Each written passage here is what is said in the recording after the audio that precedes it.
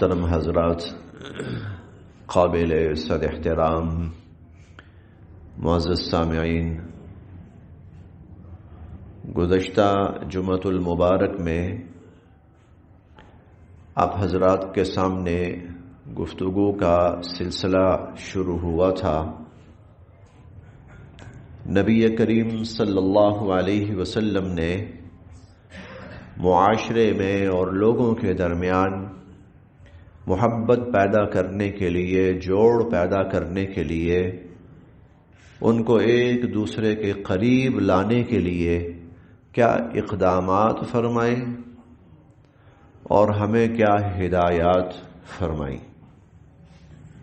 کیونکہ انسان جو ہے اس نے معاشرے میں رہنا ہے اور انسان کی ضروریات اور انسانوں کے ساتھ جڑی ہوئی ہیں۔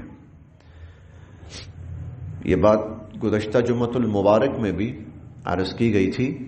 انسان ایک معاشرتی مخلوق ہے اور اپنی ضروریات کی وجہ سے وہ ہزاروں نہیں لاکھوں اور کروڑوں انسانوں کا محتاج ہے، اور اس کی ضروریات ہزاروں اور لاکھوں انسانوں سے جڑی ہوئی ہیں۔ یہ سارے مل کر جب کام کرتے ہیں تو پھر اس سے سارے معاشرے کی ضروریات پوری ہوتی ہیں۔ بہت چھوٹی سی مثال عرض کی تھی آپ کے سامنے کہ کھانے کا ایک لقمہ، روٹی کا ایک لقمہ، وہ انسان تک پہنچانے کے لیے ایک نہیں، دو نہیں، سینکڑوں ہزاروں انسان شامل ہوتے ہیں، اور صرف انسان نہیں، کئی دفعہ جانور بھی اس کے اندر شامل ہوتے ہیں، اور جانوروں کے ساتھ انسانوں کے ساتھ کتنی ہی مشینری اس کے اندر استعمال ہوتی ہے، اور پھر کہیں جا کر ایک کھانے کا لقمہ انسان کے منہ تک پہنچتا ہے۔ کوئی انسان یہ نہیں کہہ سکتا کہ میں اکیلا اپنا سب کچھ کر سکتا ہوں، مجھے کسی کی ضرورت نہیں ہے۔ نہیں کر سکتا کوئی انسان۔ آج کے دور میں تو خاص طور پر ضروریات اس نوعیت کی ہو گئی ہیں کہ ہمیں بہت زیادہ لوگوں کے ساتھ ضرورت پڑتی ہے۔ تو انسان معاشرتی مخلوق ہے، اس لیے جب اس نے معاشرے میں رہنا ہے تو پھر معاشرے میں پیار و محبت سے رہا جائے۔ اب کیسے معاشرے میں پیار و محبت سے رہا جائے؟ ایک دوسرے کا خیال رکھا جائے، ایک دوسرے کے لیے احساس ہو، نفرت نہ ہو، محبت ہو، توڑ نہ ہو، جوڑ ہو، انتشار نہ ہو، اتفاق ہو۔ یہ کیسے؟ چنانچہ اس حوالے سے حضور علیہ الصلوۃ والسلام نے جو اقدامات فرمائے اور جو تعلیمات ارشاد فرمائی وہ آپ کے سامنے بیان کی گئی تھی۔ تو ان میں سے پہلا جو سٹیپ تھا وہ یہ تھا کہ ہر شخص وہ دوسرے کا احترام کرنے والا بنے۔ احترام کرنے والا، یہ جو احترام ہے یہ دوسرے کے دل میں آپ کے لیے محبت پیدا کرتی ہے۔ حضور صلی اللہ علیہ وسلم کی بات عرض کرنے لگا ہوں، میری اور آپ کی نہیں، ہماری حیثیت کوئی نہیں ہے، تو بڑے معمولی سے انسان ہے۔ وہ کائنات کے سب سے افضل، سب سے اعلیٰ، سب سے برتر، سب سے اشرف، سب سے مقدس پیغمبر دو عالم صلی اللہ علیہ وسلم۔ کوئی اگر آپ سے ملنے کے لیے آتا تھا، حضور علیہ الصلوۃ والسلام سے ملنے کے لیے آتا تھا، حضور علیہ الصلوۃ والسلام بیٹھے ہوئے ہیں، بڑی وسیع جگہ ہے ارد گرد، حضور علیہ الصلوۃ والسلام اٹھ کر اس کے لیے جگہ بناتے تھے اور کہتے تھے آئیے بھائی بیٹھیے۔ اللہ کے نبی اتنی جگہ ہے، وہ خود کہتا تھا اللہ کے نبی آپ کیوں زحمت فرما رہے ہیں، آپ کیوں زحمت فرما رہے ہیں، آپ تشریف رکھیے نا، جگہ ہے، میں بیٹھ جاتا ہوں۔ وہ خود کہتے تھے۔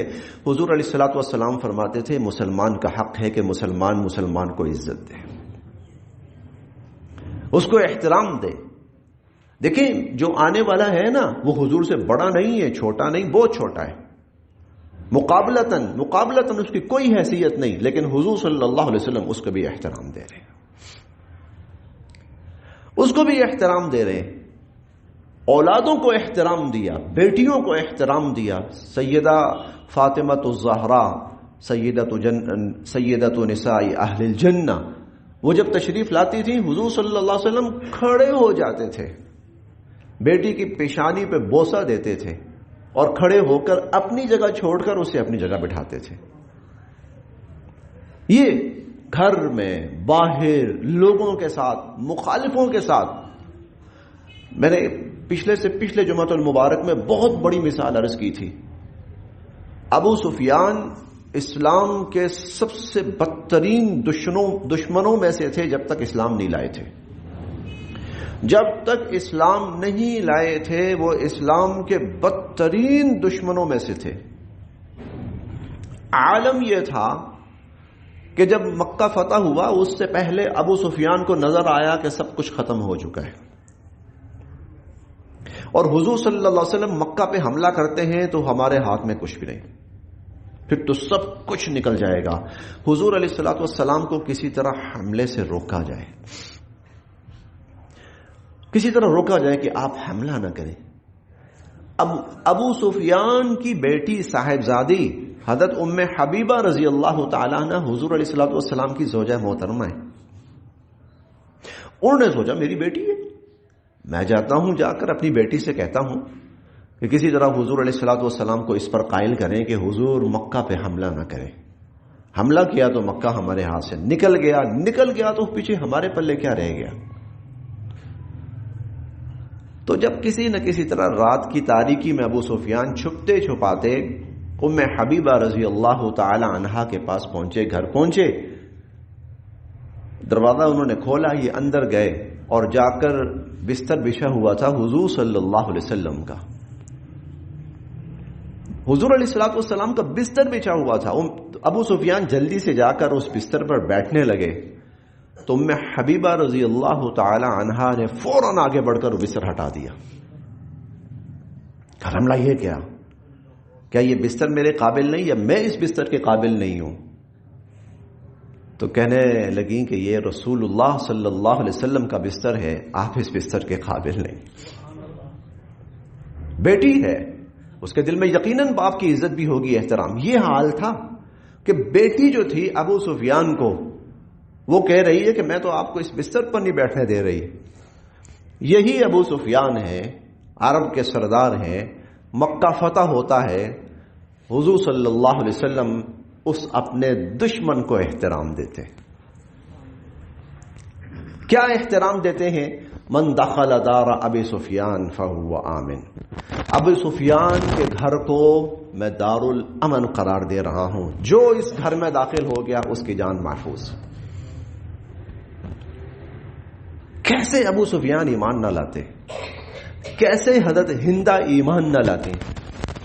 دیکھیں پورا خاندان ایمان لایا. کیا ہے؟ احترام ہے. حضور علیہ الصلوۃ والسلام نے یہاں آ کر بھی اس کو بھی احترام دیا ہے. تو معاشرے کے اندر ایک بہت بڑی چیز جو لوگوں کے دلوں میں آپ کے لیے عزت بناتی ہے، جو لوگوں کے دلوں کے اندر آپ کا مقام بناتی ہے، وہ احترام ہے. احترام، ایک دوسرے کو احترام دیا جائے، ایک دوسرے کی عزت کی جائے. دوسری جو چیز بیان ہوئی تھی وہ سلام کا پھیلانا ہے اور سلام کا عام کرنا ہے. یہ بہت بڑی چیز ہے، سلام بہت بڑی چیز ہے. حضور علیہ الصلوۃ والسلام خود فرماتے ہیں اولا ادلکم علی عمل اذا فعلتموه تحاببتم. میں تمہیں ایسا عمل بتاؤں جب تم کرو گے تو تمہارے درمیان محبت پیدا ہوگی. تو پیچھے کچھ رہا ہی نہیں. اس کے بعد کسی ایکسپیریمنٹ کی ضرورت ہی نہیں ہے، کسی تجربے کی ضرورت ہی نہیں. یہ تو پکی بات ہے. حضور علیہ الصلوۃ والسلام فرما رہے ہیں تو بات ختم، حتمی بات ہے. اور فرمایا کیا؟ افشوا السلام بینکم. آپس میں ایک دوسرے کو سلام کرو اور سلام کو پھیلاؤ. علی من عرفت ومن لم تعرف. جس کو پہچانتے ہو اس کو بھی ہو، جس کو نہیں پہچانتے اس کو بھی. آپ باہر جا رہے ہیں، سامنے سے کوئی آدمی آ رہا ہے، آپ گزر گئے، وہ گزر گیا، نہ آپ نے اس کی طرف دیکھا نہ اس نے آپ کی طرف دیکھا، نہ اس کو پتا چلا کون گزرا نہ آپ کو پتا چلا کون گزرا. اس نے آپ کی طرف توجہ اور دھیان بھی نہیں دیا. گویا آپ مائنس ہیں اس کے لیے. یہی آپ گزر رہے ہیں، سامنے سے آ رہا ہے، آپ اسے کہتے ہیں السلام علیکم ورحمۃ اللہ. وہ اس کے قدموں کی جو رفتار ہے ہلکی ہوگی، اس کا پورا وجود آپ کی طرف متوجہ ہوگا، اس کے چہرے پر ہلکی سی مسکراہٹ آئے گی اور وہ آگے سے آپ کو جواب دے گا. محبت کے ابتدائی آثار ایک سلام سے نمایاں ہو گئے. اسے نہیں پتا آپ کون ہیں کون نہیں ہے، اسے نہیں پتا، صرف ایک السلام علیکم ورحمۃ اللہ. اس نے اس کے قدموں کو روکا، اس نے اس کے چہرے کے تاثرات کو بدلا، اس نے اس کے پورے وجود کو تھوڑا سا آپ کی طرف موڑا، اور اس کی زبان سے آپ کے لیے دعا کے کلمات جاری ہوئے. ہاں ایک بات عرض کر دوں یہاں، اور میں کم سے کم اس پر 100% یقین رکھتا ہوں، میں کم سے کم وہ آپ کو نہیں جانتا، اس نے آپ کو نہیں دیکھا، اسے نہیں پتا آپ کون ہے، لیکن آپ کا جو پہلا تاثر اس کے دل میں گیا ہے وہ بڑا پازیٹیو گیا ہے، وہ بڑا مثبت گیا ہے. اور فرسٹ امپریشن اگر آپ اس اصول کو لاگو کر لیں تو اس کے دل میں آپ کے لیے عقیدت یا احترام یا محبت کا پہلا نقطہ، میں یہ نہیں کہتا محبت پیدا ہو گئی ہے، نہیں، اچھائی کا پہلا نقطہ اس کے دل میں آپ کے لیے آ گیا. وہ نہیں پہچانتا آپ کو، تو حضور نے فرمایا سلام کرو، عام کرو سلام کو، پھیلاؤ عام کو، بلکہ ابدؤ بالسلام، سلام کے اندر پہل کرو، آگے بڑھو. تیسری چیز حضور علیہ الصلوۃ والسلام نے فرمایا جس سے آپس میں محبتیں پیدا ہوتی ہیں، یہ کرنا ہے. معاشرے کے انتشار کو اپنی بساط بھر ختم کرنے کی کوشش کرنی ہے، توڑ کو ختم کرنے کی کوشش کرنی ہے، نفرتوں کو بساط بھر اپنی کوشش کی حد تک. ہم کوشش کے مکلف ہیں، نتائج کے مکلف انسان نہیں ہے. انسان کبھی بھی نتیجے کا مکلف نہیں ہوتا. ہاں کبھی اللہ نتیجہ دکھا بھی دیتے ہیں اور کبھی نہیں بھی دکھاتے. انسان محنت اور کوشش کا مکلف ہے، کوشش کرنی ہے بساط بھر. تیسری چیز جس سے لوگوں کے دلوں میں ایک دوسرے کے لیے محبت، احترام، عزت، عقیدت پیدا ہوتی ہے، وہ حضور علیہ الصلوۃ والسلام نے فرمایا اطعموا الطعام، کھانا کھلاؤ ایک دوسرے کو، کھانا کھلاؤ ایک دوسرے کو، کھانا کھلاؤ. اور اس بارے میں یہاں تک فرمایا کہ مسلمان کے مسلمان پر 6 حق ہیں، اور ان 6 میں سے آپ نے فرمایا اگر کوئی مسلمان کسی کو کھانے کی دعوت دے تو وہ قبول کر لے. کوئی عذر نہ ہو تو ایک الگ بات ہے، عذر ہے تو الگ بات ہے، لیکن عمومی طور پر فرمایا قبول کر لے. کھانا کھلائے. جس کے گھر میں جا کر آپ بیٹھیں گے، جس کے دسترخوان پہ آپ بیٹھیں گے، جس کے گھر کا نمک اور رزق کھائیں گے، یہ کیسے ہو سکتا ہے آپ کے دل میں اس کے لیے کوئی اچھے جذبات نہ پیدا ہوں؟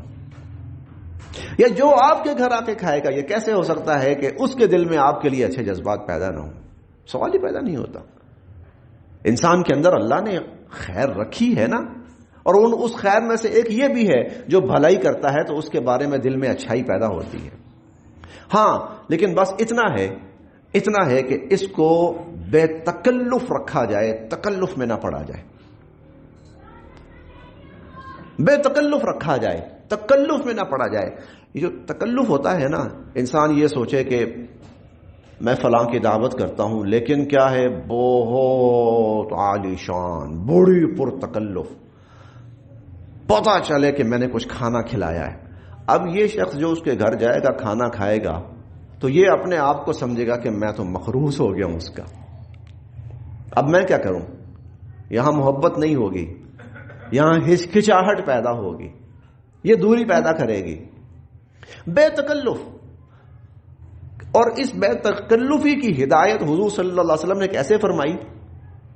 آپ نے فرمایا اذا طبختم اللحم، جب تم کھانا پکا رہے ہو نا، گوشت پکا رہے ہو، فاکثروا المرق، تھوڑا سا پانی زیادہ کر دو، تھوڑا سا پانی زیادہ کر دو. اور آپ نے فرمایا کہ اس میں سے چلو بھر اپنے پڑوسی کو دے دو. بے تکلف. اور ایک جگہ یہ بھی فرمایا اگر کوئی پڑوسی خاتون کسی پڑوسی خاتون کو جانور کے کھر بھی دے تو وہ اس کو کم تر نہ سمجھے، حقیر نہ سمجھے. بے تکلف. جتنی بے تکلفی ہوگی نا اتنی آپس کے اندر قربت ہوگی، اتنا جوڑ پیدا ہوگا. ہمارا آبائی علاقہ ہے اٹک ہے، جو میں نے دیکھا میں تو اس کی بات کر رہا ہوں.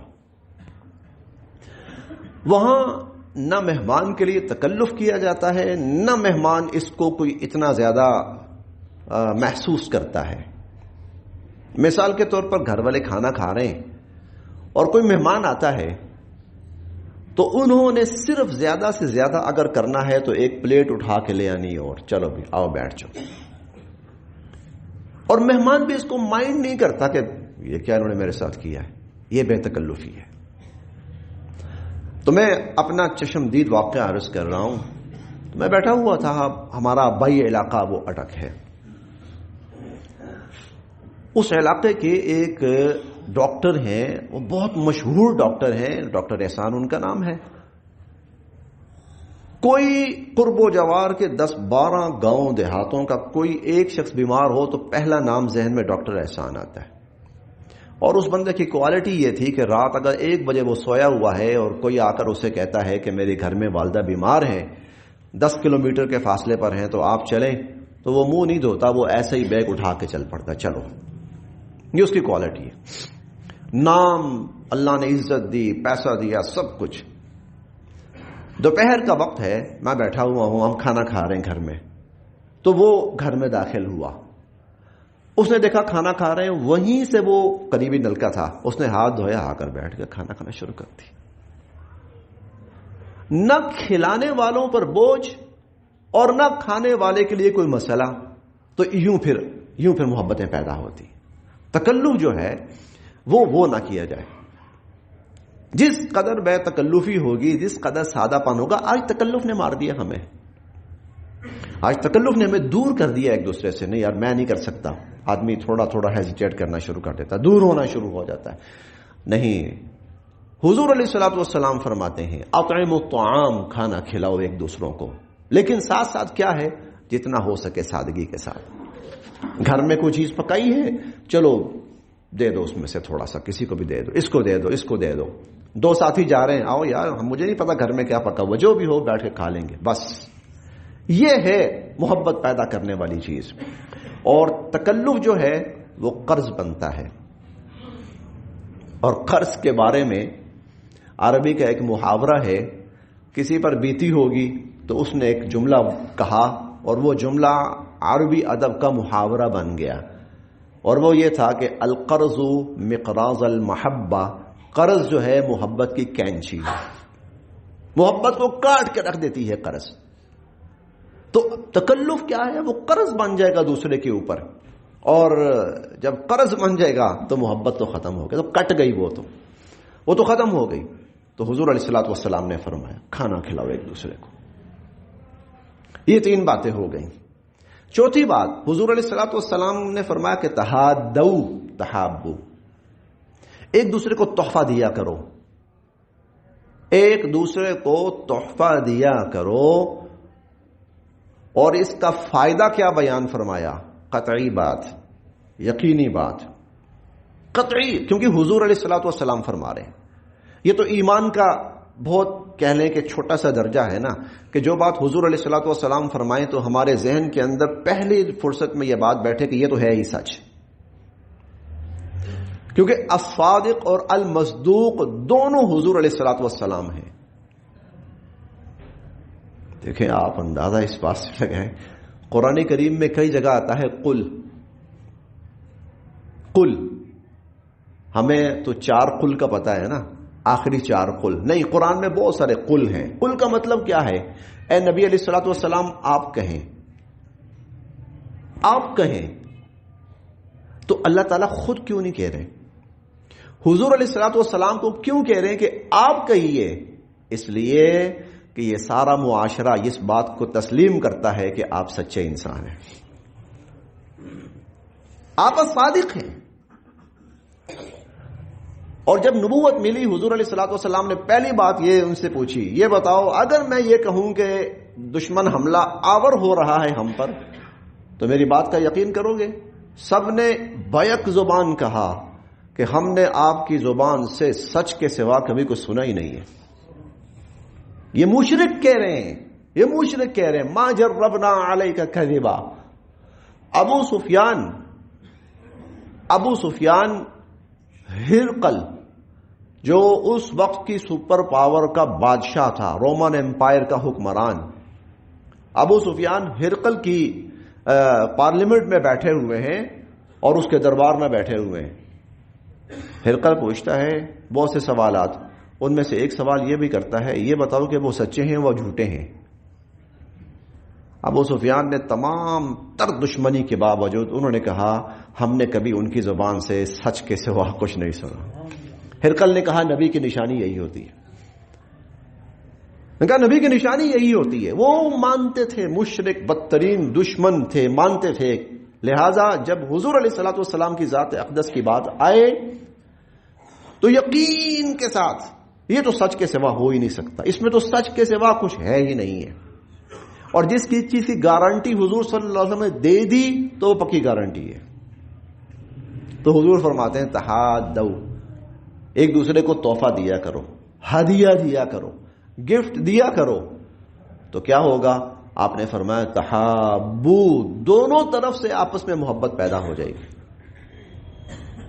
محبت پیدا ہو جائے گی. یہاں پر بھی وہی اصول رکھیے گا, یہاں پر بھی وہی اصول رکھیے گا, بے تکلفی کے ساتھ, بے تکلفی کے ساتھ. ہدیہ تحفہ جو ہے وہ آپس میں محبتوں کو جنم دیتا ہے, محبتوں کو پیدا کرتا ہے. کوئی ضروری نہیں ہے, کوئی ضروری نہیں ہے کسی کو آپ سونے کی بنی ہوئی چیز ہی دیں یا آپ اس کو چاندی کی بنی ہوئی چیز ہی دیں. اگر آپ کے پاس دینے کے لیے ایک روپے کی ٹافی ہے آپ وہ بھی دے سکتے ہیں. اور دوسرا بھی یہ سمجھے کہ بھائی اس نے مجھے کچھ دیا ہے, کچھ دیا ہے مجھے, میرے لیے عزت کی بات ہے. حضور نے فرمایا آپس میں محبت قائم ہوگی. یہ وہ چیزیں ہیں, یہ وہ چیزیں ہیں جو معاشرے میں محبت پیدا کرتی ہیں, لوگوں کے درمیان, لوگوں کے درمیان محبت پیدا کرتی ہیں. اور یہ بے غرض محبت ہوتی ہے, یہ بے غرض محبت ہوتی ہے. احترام ایک دوسرے کو دینا, عزت دینا ایک دوسرے کو, سلام کرنا ایک دوسرے کو, سلام پھیلانا معاشرے کے اندر, ایک دوسرے کو کھانا کھلانا, ایک دوسرے کو تحفہ تحائف دینا, یہ محبتیں پیدا کرتا ہے, یہ جوڑ پیدا کرتا ہے, یہ امن پیدا کرتا ہے. معاشرہ پرسکون ہو جاتا ہے, معاشرہ پرامن ہو جاتا ہے. اچھا ہم دیکھتے ہیں کہ جو ہمارے دیہاتی علاقے ہیں نا, جنہیں ہم پسماندہ سمجھتے ہیں, بیکورڈ سمجھتے ہیں, وہاں ہم دیکھتے ہیں امن ہے, سکون ہے, اطمینان ہے. جا کر دیکھا ہے میں نے, زمین و آسمان کا فرق ہے شہری علاقوں میں اور دیہاتی علاقوں کے اندر. زمین و آسمان کا فرق ہے. کیوں ایسا ہے؟ اس کی بنیادی وجہ ہے اختلاف وہاں پر بھی ہیں, یہ جو سیاسی اختلاف یا مذہبی اختلاف وہاں پر بھی ہیں, لیکن ان اختلافات کے باوجود عمومی طور پر لوگوں کے اندر دیکھا ہے کہ محبت, احترام بہت زیادہ ہے, ایک دوسرے کا میل جول بہت زیادہ ہے. وہاں کوئی فوت ہو جائے, 8 وہ گاؤں اور قصبے اور علاقے وہ شامل ہوتے ہیں جنازے کے اندر. سب کو پتا ہوتا ہے فلاں کا جنازہ ہے. اور وہاں ولیمے کا طریقہ بتاؤں, شاید آپ کے لیے حیران کن ہو, شاید آپ کے لیے حیران کن ہو. وہاں ولیمے کا طریقہ یہ ہوتا ہے کہ صبح 9 بجے 9:30 کھانا شروع ہو جاتا ہے, 5 بجے تک چلتا رہتا ہے ولیمہ. ہر کوئی آ رہا ہے, اس علاقے کا ہر بندہ آئے گا, اس علاقے کا ہر بندہ آئے گا, اس علاقے کا ہر بندہ آئے گا. 10 12 گاؤں آ رہے ہیں صبح. ہاں صبح تقریباً 9 9:30 شروع ہو جاتا ہے. یہ وہ چیزیں ہیں کہ جنہوں نے ان کے درمیان آج بھی محبت کو قائم رکھا ہوا ہے. احترام, کھانا کھلانا, اور وہاں ہر گزرنے والا بندہ دوسرے کو سلام کرتا ہے. میں نے بخدا نہیں دیکھا, بخدا کہہ رہا ہوں, میں نے نہیں دیکھا کہ 2 گزرنے والے ایسے گزرے ہوں جنہوں نے ایک دوسرے کو سلام نہ کیا ہو, حال احوال نہیں پوچھا ہو. حالانکہ 2 3 4 کلومیٹر دور چلے جاتے ہیں. عملاً یہ چیز موجود ہے. وہاں ہو سکتی ہے تو ہمارے شہروں کے اندر کیوں نہیں ہو سکتی؟ وہ چیزیں اپنانی پڑیں گی. یہ تعلیم ہے حضور صلی اللہ علیہ وسلم کی. آگے چلتے ہیں, آخری بات عرض کرتا ہوں. جب انسانوں میں محبت پیدا ہوتی ہے, جب انسان آپس میں محبت کرتے ہیں, انسانوں کے اندر جب محبت پیدا ہوتی ہے اور انسان جب آپس میں ایک دوسرے سے محبت کرتے ہیں, بڑے غور سے سننے والی بات ہے. اور یہ محبت اگر اللہ کے لیے ہو جائے, لیکن جو بے غرض ہوگی وہ اللہ کے لیے ہوگی, جو بے غرض محبت ہوگی نا وہ اللہ کے لیے ہوگی. اور یہ محبت پیدا ہو جائے انسانوں کے درمیان, تو پھر اللہ ان سب لوگوں سے محبت کرنا شروع کر دیتے. اللہ ان لوگوں سے محبت کرنا شروع کر دیتے. اللہ تعالیٰ ان لوگوں سے اللہ تعالیٰ ان لوگوں سے محبت کرنا شروع کر دیتے ہیں. حضور علیہ الصلوۃ والسلام کا فرمان ہے کہ قیامت کے روز کچھ لوگوں کو اللہ رب العزت اتنا، میں اپنی اصطلاح عرض کرنے لگا ہوں، ہماری جو معاشرتی اصطلاح ہے، اتنا وی آئی پی پروٹوکول دیں گے، اتنا وی آئی پی پروٹوکول دیں گے، اعلی منابر من نور، نور کے ممبروں پر ان کو بٹھائیں گے. واللہ عالم وہ کیا چیز ہوگی یہ جنت میں جا کے پتہ چلے گا. دنیا میں ہم اس کا تصور ہی نہیں کر سکتے، دنیا میں ہم اس کو سوچ بھی نہیں سکتے کہ وہ کس پائے کی چیز ہوگی، کس درجے کی چیز ہوگی. لیکن اعلی منابر من نور، وہ نور کے ممبروں پر اللہ نے ان کو بٹھایا ہوگا. اگلا جملہ سنیے، بڑا عجیب جملہ، یغبطہم الانبیاء والشہداء. انبیاء اور شہداء ان کی عزت، ان کے مقام، ان کے مرتبے، ان کے پروٹوکول کو دیکھ کر رشک کر رہے ہوں گے ان پر. انبیاء رشک کر رہے ہیں؟ جی، انبیاء علیہم السلام رشک کر رہے ہوں گے. انبیاء علیہم السلام لوگوں پہ رشک کر رہے ہوں گے. جی ہاں، انبیاء علیہم السلام لوگوں پہ رشک کر رہے ہوں گے. ارے شہید رشک کر رہا ہوگا؟ جی شہید رشک کر رہا ہوگا. تو صحابہ کرام پوچھنے لگے، من ہم یا رسول اللہ، اللہ کے نبی کون اتنے خوش نصیب ہوں گے؟ دیکھیں کسی بندے پر ماں باپ رشک کرے نا تو اس کا سینہ چوڑا ہو جاتا ہے. کوئی علاقے کے لوگ رشک کرے نا تو وہ سمجھتا ہے میں پتہ نہیں کوئی اور ہی مخلوق بن گیا ہوں. اور کوئی بڑے لیول کا کوئی عہدیدار کسی پر رشک کرے نا تو وہ تو سمجھتا ہے کہ میری ساری زندگی کی ریاضت موصول ہو گئی مجھے. اور جس پر نبی رشک کریں، اللہ اکبر، یغبطہم الانبیاء. کون؟ اللہ کے نبی. یہ کون ہوں گے؟ تو حضور علیہ الصلوۃ والسلام نے فرمایا یہ وہ لوگ ہوں گے جو دنیا میں اللہ کے لیے محبت کرنے والے تھے. ان میں محبت تھی، یہ نفرتوں والے نہیں تھے، یہ گالیوں والے نہیں تھے، یہ توڑ والے نہیں تھے، یہ انتشار والے نہیں تھے، یہ جوڑ والے تھے، یہ محبت والے تھے، یہ احترام والے تھے، یہ عزت والے تھے. یہ اللہ تعالیٰ ان کو قیامت کے دن یہ اعزاز عطا فرمائیں گے. اچھا یہ تو قیامت کے دن تو ہوگا، اللہ تعالیٰ قیامت کے دن تو اللہ ہمیں بھی ان میں شامل فرما دے. آمین صلی اللہ علیہ وسلم. لیکن شامل ہونے کے لیے پہلے وہ بنیاد بنانی پڑے گی. صرف دعا سے کہنے سے شامل نہیں ہوں گے ہم. صلی اللہ علیہ وسلم، صلی اللہ علیہ وسلم، صلی اللہ علیہ وسلم. صرف دعا سے کہنے سے شامل، وہ بنیاد بنانی پڑے گی. ایک دوسرے سے محبت کرنی پڑے گی، بے غرض محبت کرنی پڑے گی، اللہ کے لیے کرنی پڑے گی. اگلی بات، حضور علیہ الصلوۃ والسلام نے بنی اسرائیل کے ایک شخص کا واقعہ بیان کیا. وہ بیٹھا ہوا تھا، سوچا یار فلاں جگہ بھائی ہے، چلتے ہیں اس سے مل کے آتے ہیں. ملنا، ملاقات، وقت نکالنا. چل پڑا. راستے میں اللہ رب العزت نے فرشتے کو بھیجا انسانی شکل کے اندر. انسانی شکل میں وہ فرشتہ اس کے قریب پہنچا. السلام علیکم. وعلیکم السلام. کہاں جا رہے ہیں؟ کہا فلاں ساتھی اس کے پاس. خیر ہے؟ کوئی آپ کا کوئی لین دین؟ کہا نہیں. کسی رشتے کے معاملے میں؟ نہیں. تو پھر بس بھائی سے ملاقات کے لیے، اسے ملنے کے لیے، بس اور کچھ نہیں. یہ ملاقات رکھنی چاہیے.